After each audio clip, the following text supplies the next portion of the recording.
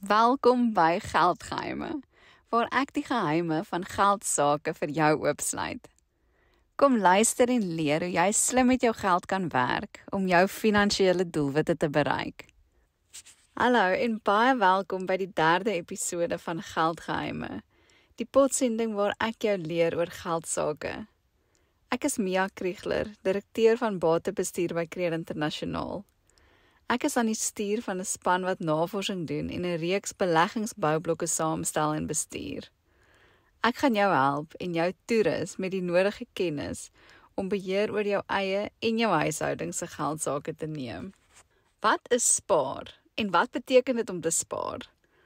Ek gaan vandag vir jou alles wat jy oor spaar wil weet vertel en vir jou 'n paar oulike en praktiese wenke gee oor hoe jy 'n bo-baas spaarder kan word. Om te spaar is om geld weg te sit vir die toekoms, in plaas daarvan om dit nou dadelik te gebruik. Dit is hoe 'n mens voorbereiding tref vir toekomstige behoeftes, vir noodgevalle of vir bepaalde doelwitte. Om te spaar is 'n ingesteldheid.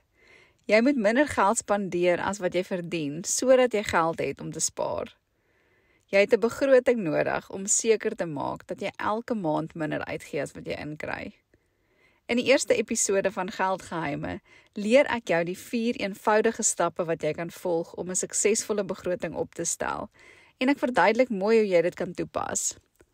Jy moet elke dag weer en weer kies om by jou begroting te hou en dit met selfdissipline toepas totdat dit 'n roetine word.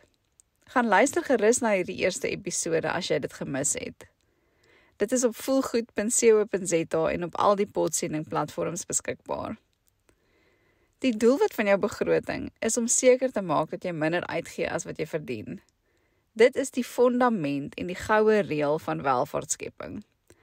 As jy hierdie basiese beginsel leer, dit jou eie maak en dit getrou toepas, sal jy nie net elke maand geld oor hê om te spaar nie, maar sal jy finansiëel sorgvry raak en welvaart bou. Om te spaar is ook om spaarsamig en slim te leef, sodat jy minder geld uitgee en meer het om vir jouself te hou. Van die rykste mense wat ek ken, lewe spaarsamig en nie spandabelrig soos wat baie mense dink nie. Waar kan jy onnodige uitgawes snoei? Is daar enige van jou maandelikse subskripsies wat jy kan kanselleer? Mens teken so maklik vir subskripsies op wat jy eintlik nie regtig nodig het nie.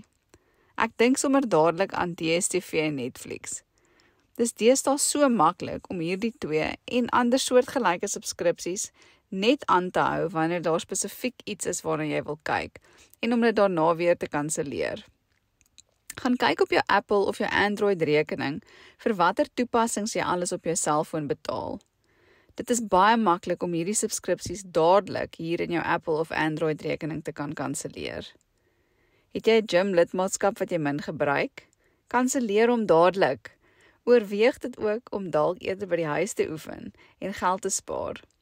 Daar is deesdae soveel oulike gratis oefenvideo's op YouTube beskikbaar vir elke denkbare oefening onder die son. Nog 'n wenk om geld te spaar is om self kos te maak.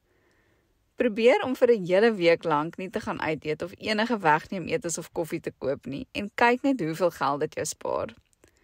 Wees voorberei daarop en maak seker dat jy jou etes by die huis goed beplan, sodat jy vir jouself middagetes en peselhappies kan inpak werk toe. Kry vir jouself 'n nice koffiebeker waarin jy vir jou eie wegneem koffie by die huis kan maak en saamneem. Om tuis te kook en goed daarvoor te beplan spaar geweldig baie geld. Om vir elke ete te beplan, verseker nie net dat 'n mens net die regte hoeveelheid van elke bestanddeel hoef te koop nie, maar ook dat jy heelwat minder mors en weggooi. Koop dalk jou kruideniers eerder en skoonmaakgoed eerder by Checkers as by Woolies vir beter pryse. Maak ook seker dat jy van al die lojaliteitsprogramme daar buite gebruik maak. 'n Mens kan 'n hele paar rand so spaar. Vermy enige en alle impulsiewe kopies, veral die aanlyn soort. Dit is regtig nie nodig om elke modegier na te jaag nie. Hou op 'n tydlose styl. Dit lyk immers altyd stylvol. Het jy al 'n saamry-klub oorweeg om brandstof te spaar? Daar is dalk van jou kollegas wat naby jou woon. Of jy en 'n paar ander ma's kan 'n saamryklap skool toe en terug vir die kinders begin. Jy moet dit dalk selfs oorweeg om jou leefstyl af te skaal om geld te spaar. Kan jy regtig jou huis, jou kar en jou leefstyl bekostig? Of is dit dalk tyd om die moeilike besluit te neem en eerder te verkoop en iets kleiner te koop of te huur wat jy makliker kan bekostig? In Suid-Afrika veral is dit heelwat goedkoper om 'n huis te huur as om te koop. Onthou dat jy net jouself indoen om ander mense met 'n duur leefstyl te probeer beïndruk. Jy kan jou spaargeld 'n verdere hupstoot gee deur alles wat jy nie nodig het nie en nie gebruik nie te verkoop. Dit is deesdae so maklik om klere, meubels, dekor, baba en kinderitems en wat nog ook al aanlyn op Facebook Marketplace of op apps soos Jaga te verkoop. Waarvoor spaar jy nou dat jy die geld het om te spaar? Die heel eerste doelwit waarvoor jy behoort te spaar is om 'n noodfonds op te bou, indien jy dit nog nie het nie. Die doelwit van 'n noodfonds is om seker te maak dat jy geld beskikbaar het om te gebruik wanneer daar 'n noodgeval opduik en om te voorkom dat jy dan skuld hoef aan te gaan. Hou jou noodfonds apart van jou lopende bankrekening en bly gedissiplineerd om dit regtig net vir noodgevalle eenkant te hou. As jy skuld het, is die beste belegging wat jy met jou spaargeld kan maak om jou skuld af te betaal. Hoë rentekoerse en saamgestelde rente maak dat skuld omtrent altyd vinniger groei as wat amper enige belegging kan groei. Dit maak dus nie sin om met 'n belegging te begin terwyl jy skuld het en dit nog nie afbetaal is nie. Solank as wat jy skuld het, is dit feitelik onmoontlik om jou welvaart te begin groei. Skuld plaas ook 'n onnodige emosionele stres op 'n mens. Om welvaart te skep en om 'n finansiële sorgvrye lewe te lei, moet jy eers jou skuld afbetaal. Om skuldvry te raak, behoort jou heel eerste en jou belangrikste doelwit in jou finansiële plan te wees.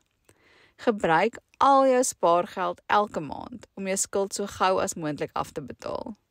Hoe vinniger jy jou skuld afbetaal, hoe beter.